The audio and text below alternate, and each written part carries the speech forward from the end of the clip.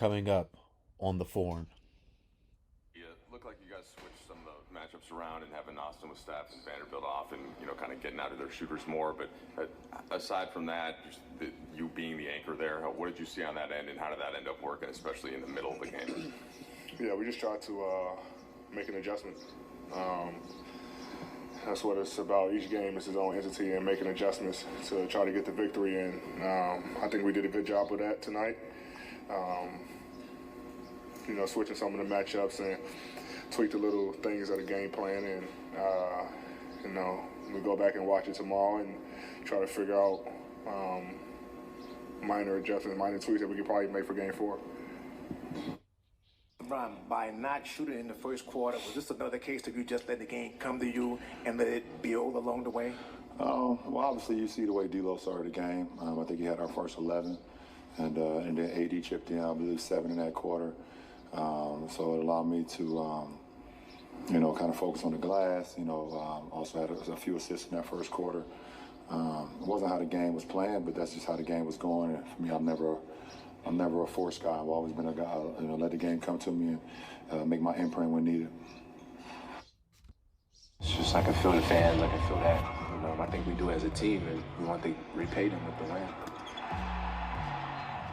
The energy they gave us, we just try to reciprocate that by playing the game at a high level. And we just fed off the energy of the crowd.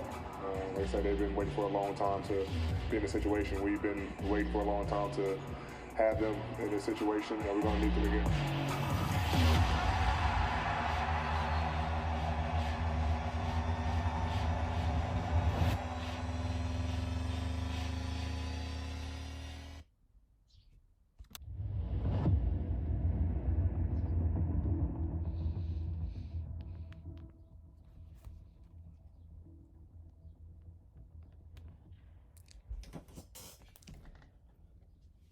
Home, sweet home. Game 3 was very, very entertaining. The Los Angeles Lakers came out and imposed its will on the Golden State Warriors. Throughout the game, things changed. In order to win a playoff series, it comes down to adjustments. X's and O's. Analytics are a thing of the past. You can either coach or you can't. The Golden State Warriors are on the brink going into Game 4 tonight.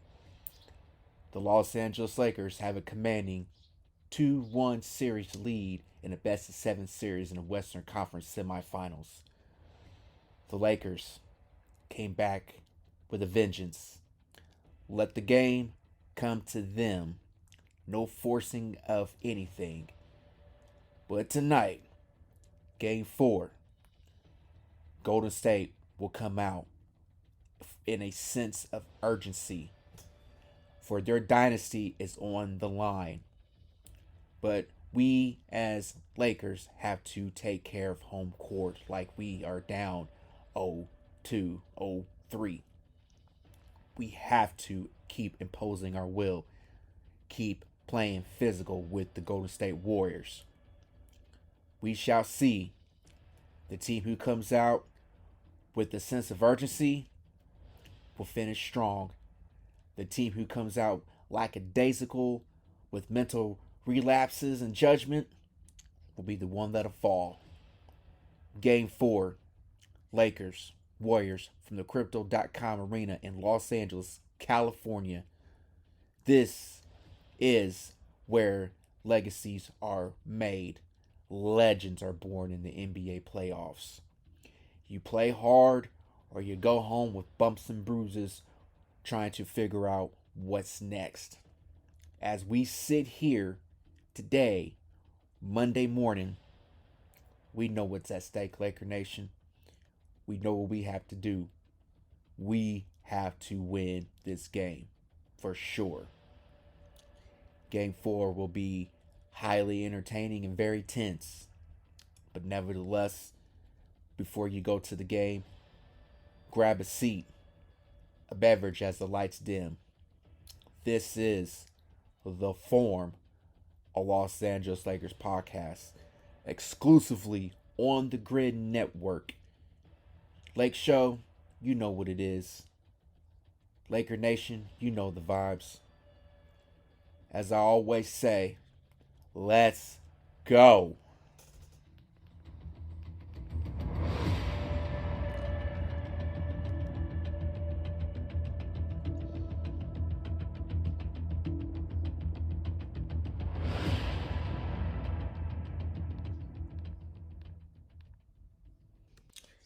And now for our featured presentation.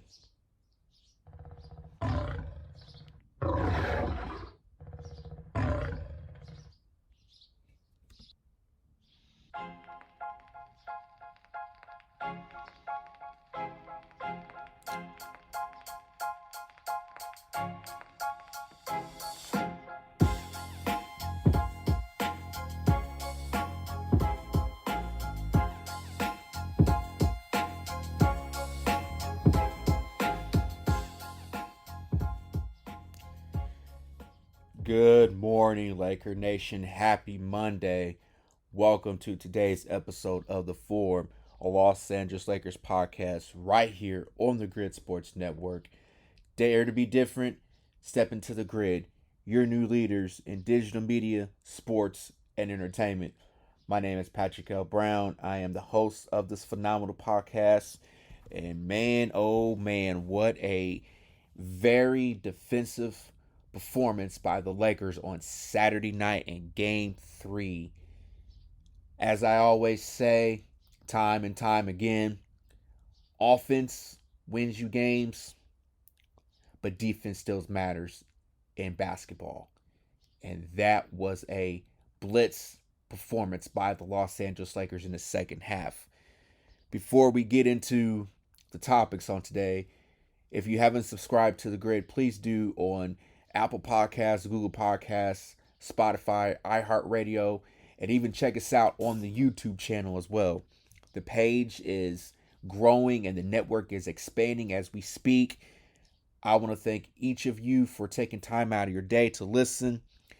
The support and love has been greatly appreciated from the depths of my heart, and the momentum is getting bigger and bigger. So please tell a friend to tell a friend, send the links. I am very happy to be a part of this podcast community and doing this Lakers content for you all. But we're going to go ahead and get started with the show. I hope you all had a very safe weekend. It's been a little stormy here in the Midwest, but nevertheless, if you woke up this morning, you open your eyes and your feet hit the floor, thank God for allowing you to see another day in the land of the living. As you know, the Lakers bounced back in Game 3 and imposes its will defensively in the second half against the Golden State Warriors. The defense was the biggest story of the game for me. We'll talk about that. Austin Reaves stuck in a frigid shooting slump. This is not cause for concern, but I'll touch on that why it will be as we go deeper into the playoffs. And also give you a preview of Game 4. But first, want to give a big congratulations and shout outs to LeBron James' oldest son, who made his announcement to commit to USC on Saturday, staying close to home and playing 10 miles from where the Lakers play in downtown Los Angeles. Big, monumental event for the James family in general, because Bronny is the first individual in the family to go to college. So if you've been following him on social media, he's a phenomenal basketball player. Sky's the limit for this young man, and I am very thrilled to see what the next phase of his basketball career is going to hold. I wish him nothing but the best at USC as he continues his journey and his growth as a young man and entering into the best years of his life. USC has come a long way with their basketball program, but we're going to see what Brian's going to be able to do. So to any USC fan out there, I know you all were was stoked and excited about Bronny staying in California and going to USC versus, leaving the nest and going to Ohio State or anything like that. But it's a big deal for LeBron, to see his son go to college, and I know that's something he's elaborated on about wanting to play with him. But we'll see what the future holds for Bronny and Bron, and if they can team up or whatnot. But I wanted to just get that out the way. Send my congratulations to the young man. Bronny James is a sensational young man and young athlete, and my hopes and best wishes for him as he continues this journey. Now let's get straight down to business. Game 3. We started with D'Angelo Russell. Came out the gate. You looked up and it was like, dang, has Golden State even hit a bucket yet? D'Lo came out and he wanted it. He set the tone early. This is something that's been somewhat of a downer for the Lakers.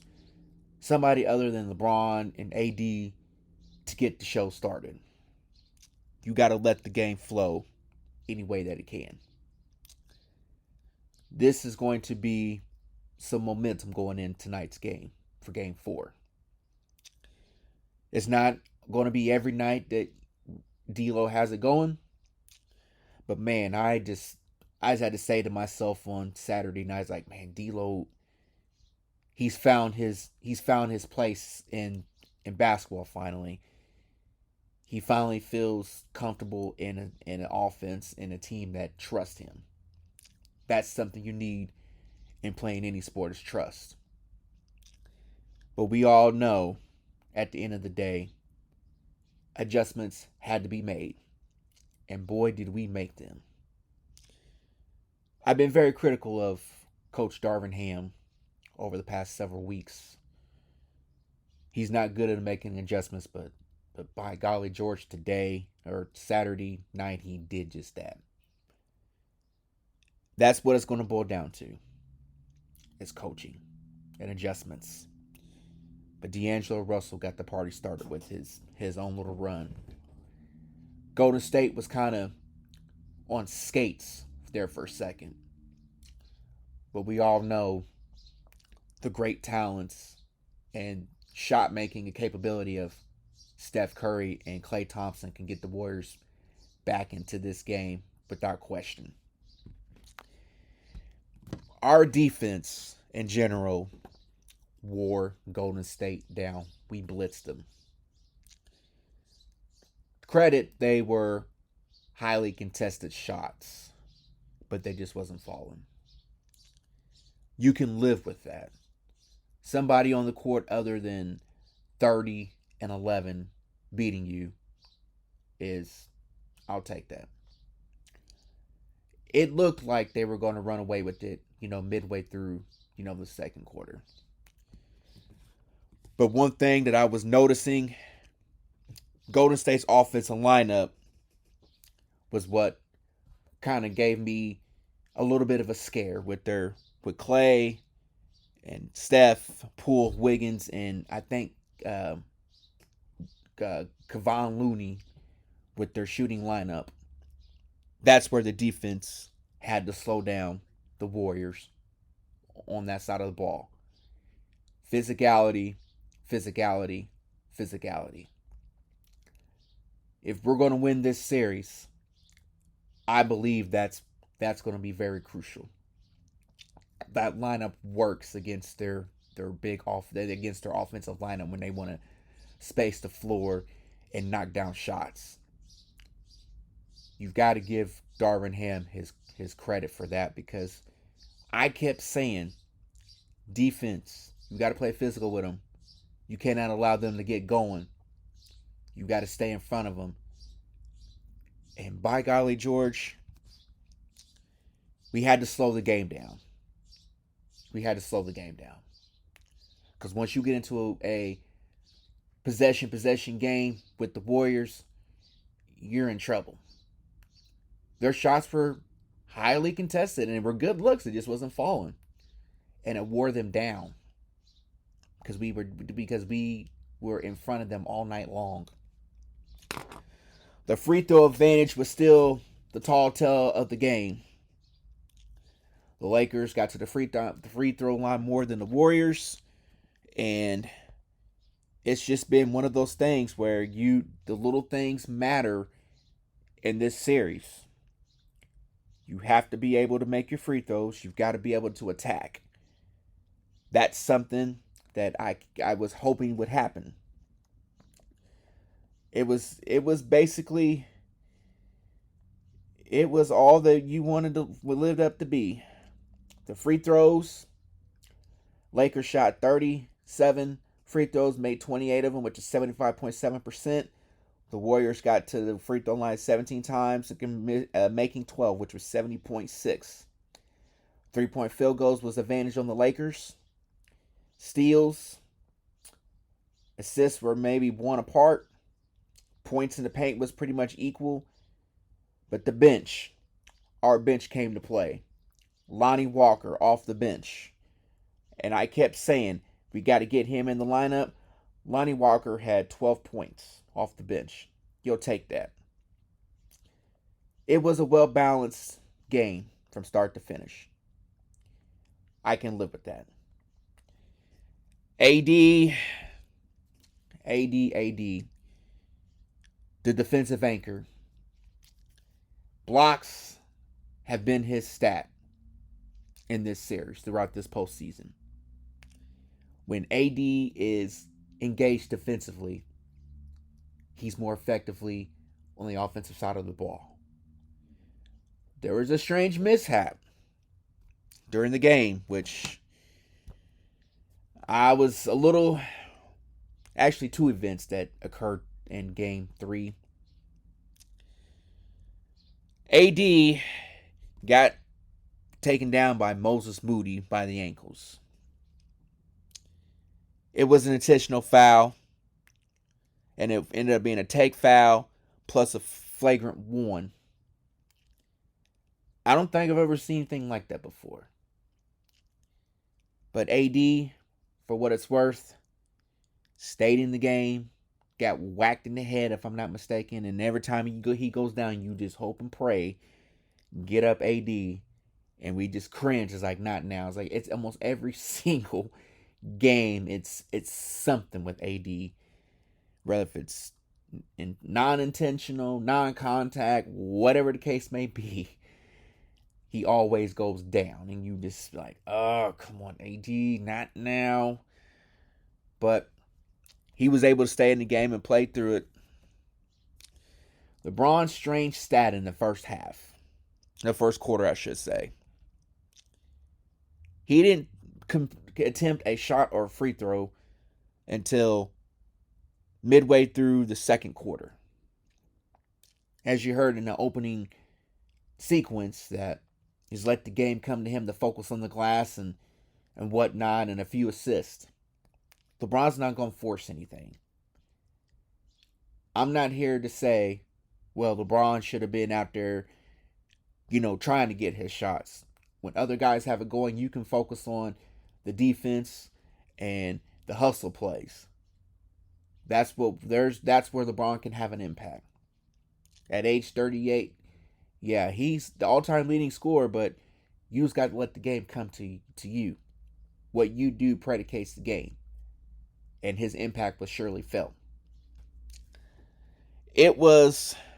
Some people had criticized LeBron on social media, like, how come he ain't take a shot yet? The team is trailing and he's yet to take a shot. Well, all the greats have those moments where they had to fill it out. And that's what LeBron does. D'Lo set the tone early. Other guys had it going. LeBron picked his poison. He was able to focus on the defensive side of the ball with the crashing boards. For me, Game 4 is going to present some different obstacles. The Warriors' offensive rebounding is still their bread and butter right now. Those extra possessions. Kevon Looney has just played his tail off, and those extra hustle plays on the offensive side of the ball. giving those guys extra looks. If you don't box him out, he's going to have a 15, 20 rebound game very easily. This is where we have to use our size to our advantage over the Warriors' lack of size. I believe them not getting another veteran on as far as a big man has hurt them. Maybe trading away James Wiseman was a mistake, but that's not neither here or there. I just feel if the Warriors' lack of size has been exposed in this series thus far. With our big lineup with AD and Braun, and whenever Mo Bama's able to get out there in the lineup, we can crash the boards. And even our guards are out there rebounding. Austin Reaves, Schroeder, Hachimura, who's been a godsend for this Lakers team since we acquired him. Thank you, Washington Wizards, for that, for Rui. Lonnie Walker, thank you for staying ready. Those 12 points were needed. We still have to work on a few things here and there, taking care of the basketball. Continue to force the Warriors into turnovers, play the passing lanes, do what we have to do, communicate on defense. It's very crucial. You can score 100 plus points, but you got to stop your opposition from scoring 100 plus points. But that third quarter was a masterclass. Defense, defense, defense, defense wins championships. It's still relevant in basketball or any sport. As someone who loves defense, when I play basketball, I could care less about the offense. I was willing to go out and crash the boards, take on the best player on the opposition, and understand my assignment. When you are not a scorer, you have to be a defensive anchor. AD is the defensive anchor. When he's engaged, you got the best player on the floor outside of LeBron James. The Warriors are facing something that only happens very rare for them, which I will discuss in my preview for Game 4.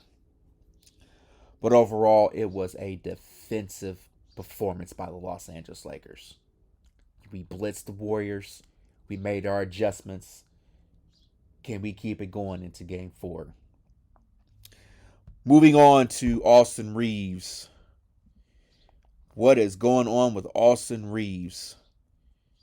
Guy cannot buy a shot to save his life. It feels like he's overthinking it. He's gained the trust of LeBron James. But as I listen to the game on the app, I can kind of visualize in my mind what he's going through. It's almost as if he's trying to force it. They're good looks, but they're not falling. I believe if we get him going with a couple of, layups or get him out in transition, he can build his confidence up. He is the X factor for the Lakers on any given night. D'Lo just happened to be that guy Saturday night. Lonnie Walker off the bench. But I do believe Austin Reaves can somehow have a breakout game here soon. It's coming. It will happen. But I just need him to be engaged defensively in order to help us win this series.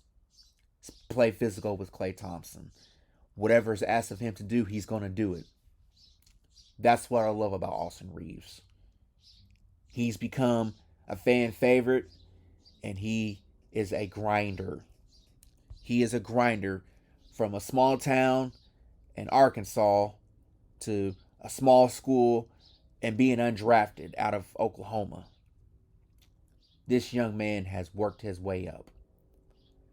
Lord willing, hoping we can keep Austin Reaves this offseason.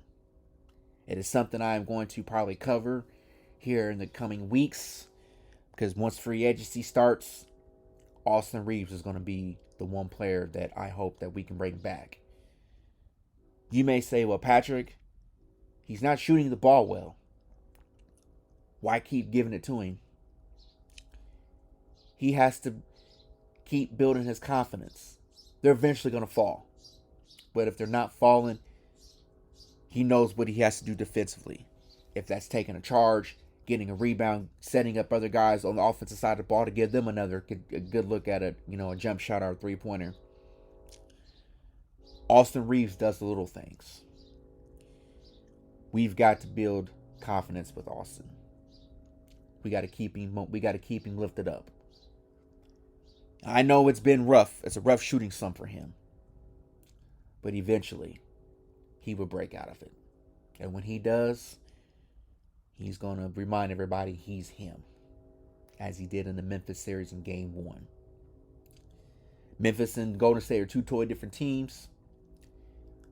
But rest assured, Laker Nation, Austin Reaves is due for a big game. Give it time. As we move into the preview for Game 4, Golden State's dynasty is on the line tonight. They're down 2-1. They lose tonight. I honestly don't see them coming back from a 3-1 deficit. I don't. That's just being humble without being critical. It feels like tonight is their Game 7. As we go into this game, Lakers, we have to keep imposing our will defensively. Steph Curry, the greatest shooter we've ever seen in our league. Klay Thompson, his running mate, his splash brother. Those are the two guys that are likely going to keep this game relatively close. We have to stay in front of them. Coach Him has to go with the lineup that we used in Game 3 in order to give them a much more difficult hurdle to overcome. They will be better in Game 4. Steph Curry is going to have a big game. Whether it be tonight or be Klay Thompson. Jordan Poole, for whatever it's worth. Keep shooting, Jordan. We'll take that. We'll live with it. But we know Steve Kerr. In this dynasty that they've built, they've yet to lose a Western Conference playoff series since he's been the head coach. Tonight is the night where I feel they will come out with a very tense sense of urgency. They will be ready to go. You see the calm composure with this team. But at the end of the day, one player will either make or break this game for them. Draymond Green. This is going to be the pivotal point in this series tonight. How will the Warriors respond? The first 5 minutes of the game will be the tall tale. I expect them to come out trying to shoot lights out with Steph and Klay. Get Jordan Poole going. Andrew Wiggins is going to be their X factor. But for the Lakers, physicality. It's going to be difficult to replicate what we did in Game 3. But we have to keep 30 and 11 from going off. If we can do that, I believe we've got this series. But it's not over yet. I'm not going to sit here and say, well, the Lakers are going to go up 3-1. I can't do that because I know what's at stake right now for Golden State. That team, and with Steph Curry leading the way, I would not be shocked if he goes off for 40 plus tonight. They'll try to get the series tied 2-2 going back to San Francisco on, I believe it'll be Wednesday or Thursday night for Game 5. They know what they have to do. We know what we have to do. I applaud LeBron James for telling the younger guys to stay off social media and watch, if they watch a game, watch it with music playing in the background and on mute. I applaud him for that because he went through that in the early part of his career. The less noise you are worried about from the outside, the better you are on the inside. You focus on yourself, pay attention to detail, and keep making adjustments. The Warriors' small lineup is not going to cut it. But what we do know is Steph Curry is going to come out firing on all cylinders. Klay Thompson. They're going to be moving all over the court. Their role players are going to be ready to go. They know what they have to do tonight. Lakers, keep imposing the will defensively. Get them, put them in a situation where they have to play their full deck of cards. If we can get going and build a lead and not look back, who knows? But you can't get complacent after the dominant Game 3 performance. You can't get complacent. Not with Steph Curry, who can go off, and I believe he is going to put on a show tonight. Him or Klay. But we do know Steve Kerr knows how to coach and make adjustments. Can Coach Ham do the same? Go possession with the Warriors? But the biggest impact of the game is playing inside out. The Warriors can't stop us inside. When AD is down low, nobody can stop him. That's going to be the recipe for success to win tonight and to try to close this series out later in the week. Size, they don't have it. We do. That's where we have to take full advantage and bully them. Get down low. They can try to triple team us, and we're going to get the fouls regardless. But just rest assured, Steph Curry could have a big game tonight, and I believe he will, to try to keep this game relatively close. We have the momentum going into Game 4, but Game 4 is a new ball game. What you did in Game 3 was solid, and it was a strong performance. But Game 4 presents many more obstacles and hurdles to cross. I hope for a win tonight, just like the rest of you, Laker Nation. I really do. But before we get out of here today, I want to thank you all for taking time out of your day to listen. I just want to say thank you to everyone who has been a part of this journey. And if you listen to my show the last couple times, you know that Mental Health Awareness Month is in May. But as someone who's a mental health patient, it's not easy.